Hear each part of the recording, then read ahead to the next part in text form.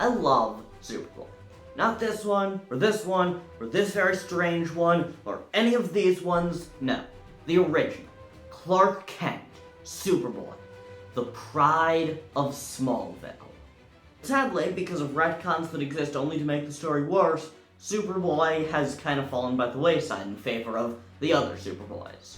Today, I'm remedying that, and making a Superboy story that could potentially serve as a prologue for any future James Gunn Superman stuff, since he said he's not going to make any more origin stories, which, good.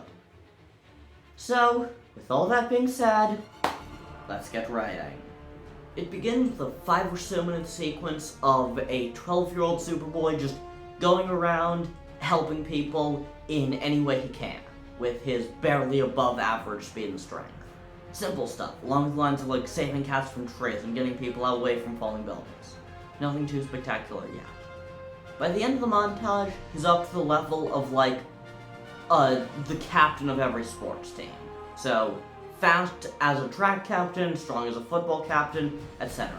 But nothing more than that. At one point, he saves the football coach from danger, and the guy says, "Who was that kid? And why isn't he my quarterback?" Also, I'm imagining there being some song to set this as something set in the 40s. Like, okay, I don't know. I don't know 40s music. But if you want to know why this is the 40s, go watch my video on the DCU. It'll be linked at the end. When the song ends, the next shot is of Clark on his first day at Smallville Junior High. He bumps into someone and leans down to help pick up her stuff, at which point he meets our first new character, a young Lana Lang.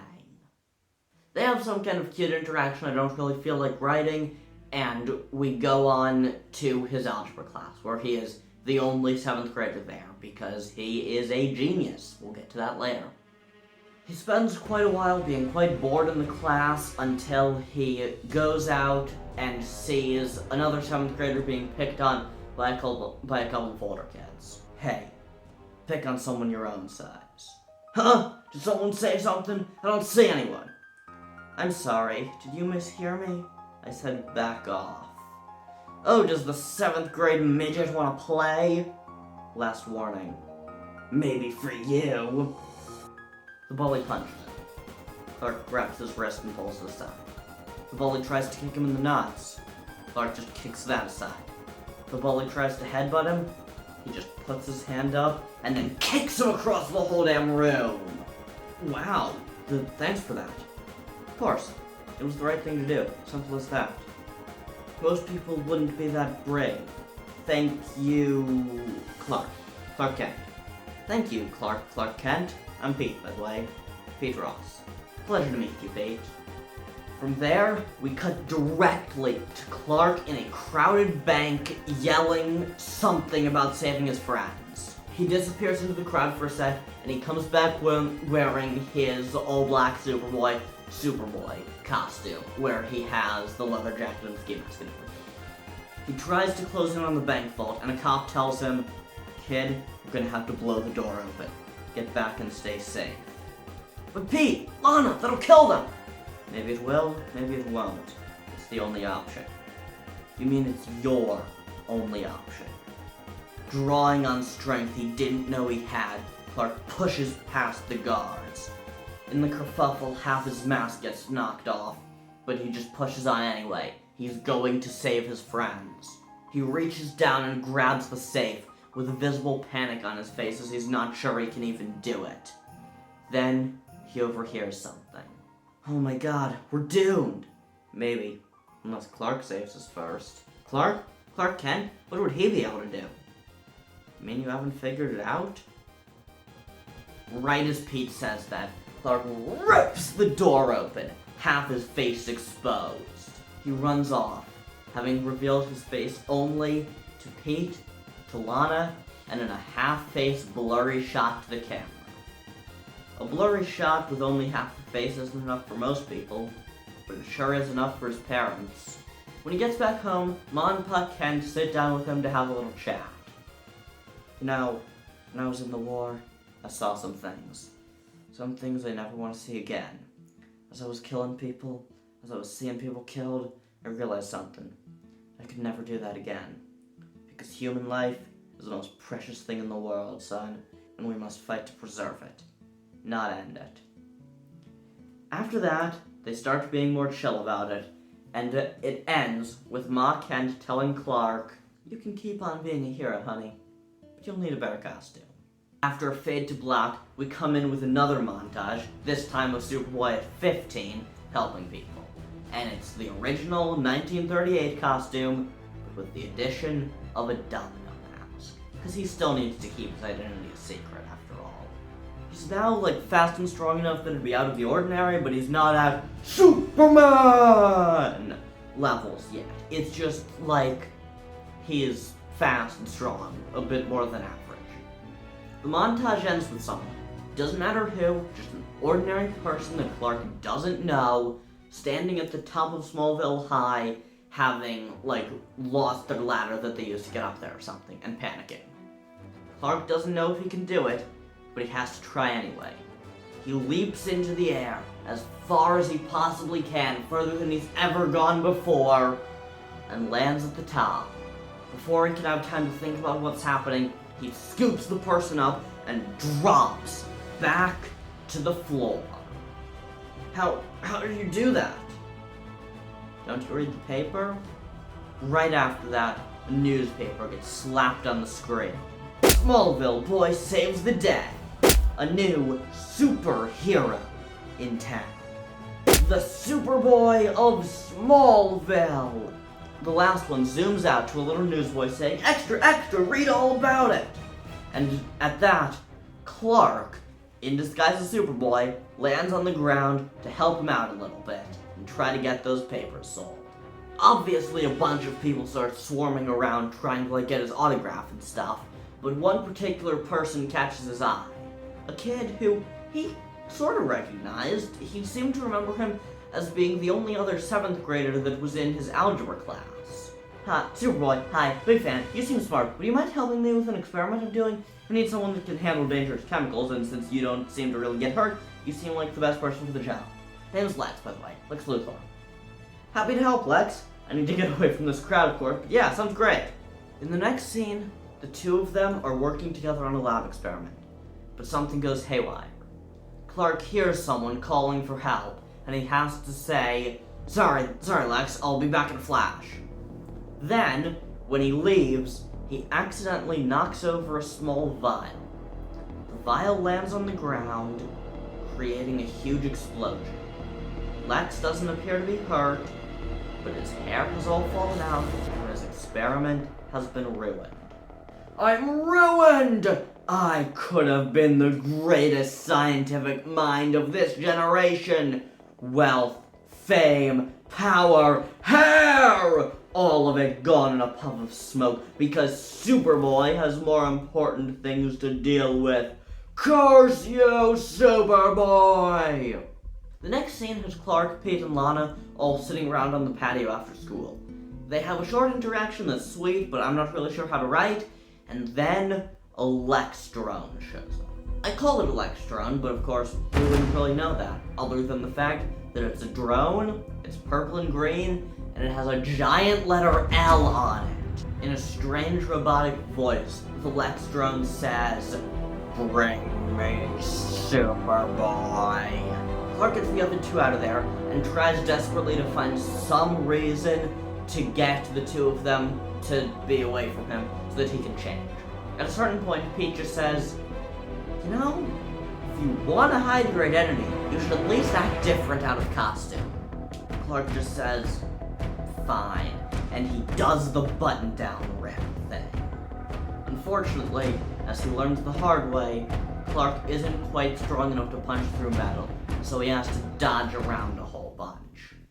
At a certain point, Lex taunts him, saying, "Just fight me, boy of tomorrow. Or are you afraid you'll become the boy of yesterday?" Clark doesn't fight. Instead, he just lets the Lex drone wear itself out until eventually he just has to dodge to the side, making it destroy itself by hitting a wall. He runs the device quickly to Pete and Lana, runs back to fix up the wall a little bit, goes back to Pete and Lana to pick up the drone, and disappears to the Kent farm. Is he always like that? I think we both know the answer, Lana. The last shot of this section is of Clark in a dimly lit basement with a bunch of tools scattered out in front of him, alongside a book of quantum relativity. We come back in with Pete, Clark, and Lana sitting around a bonfire, like 17 or 18, and just reminiscing about the good old days, as well as giving us a montage showing Lex getting better at making Lex bots, but Clark also getting better at breaking them. After this, it cuts back to him in the Kent basement, looking at a clear ball and getting ready to step inside. He pulls it out into the open, unlocks the door, and all of a sudden, another one appears, holding two people of varying degrees of weirdness. One of them looks like just an ordinary person, except she's wearing spandex and has a little Saturn symbol on her chest for reasons that Clark can't quite figure out. The other guy is green with a purple suit and has 3 big dots on his forehead. The girl says, "Kal-El of Krypton, we know what you're about to do, and we are here to tell you to stop. Come with us instead." Clark gets in the bubble, and they fly off. In what's a second of time for us, but a full day in Smallville, they return, and the green guy says, It was nice to finally meet you, Superboy." They disappear off, and when Clark goes back inside, Ma Kent is very worried about it. "Clark, where have you been? You were gone all day." "Ma, I was gone a lot longer than a day." That leads to a slower scene between the Kents, but it gets interrupted by a report on the radio about another Lex bot attacking the town.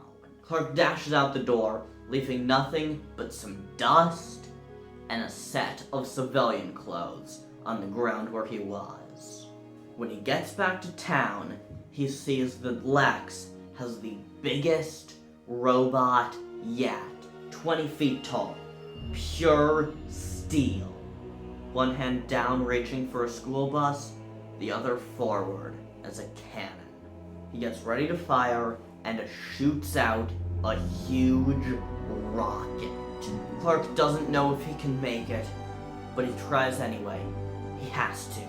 He leaps into the air, he sees the rocket, and he pushes it aside, sending it miles away from town and leaving a huge explosion where it lands. Clark knows Lex isn't done though, so he starts trying to rush as many civilians as possible out of town to safety. But Lex, having picked up the bus, decides to start being an ass. He starts juggling it.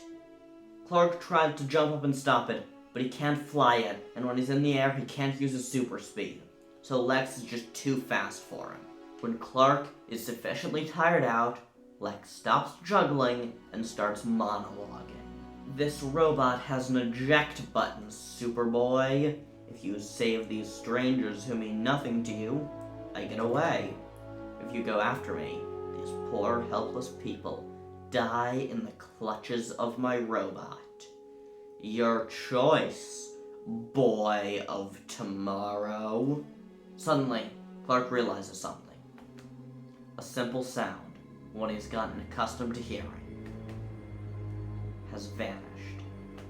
Without letting Luthor finish his monologue, the boy of tomorrow runs as fast as he possibly can back to the Kent farm. He looks pleadingly up at Ma, who just shakes her head sadly. Clark breaks down sobbing. He was right.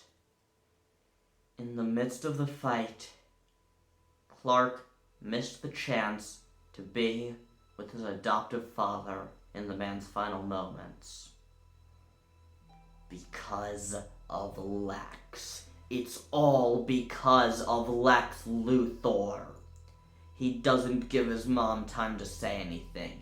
He runs out there, leaps into the air, and flies. Eyes glowing bright red, he charges toward the center of the Lex bar, grabbing Luthor by the shoulders and raking him along the ground. His mask has been destroyed, but he doesn't care. He's ready to shoot a hole through Luthor's skull. But suddenly, he remembers something.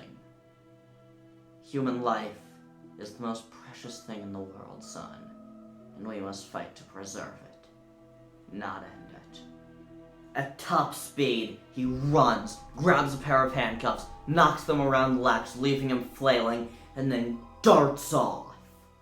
As he leaves, one final newspaper lands on the screen, leading us into our credits, along with the title card, The Pride of Smallville!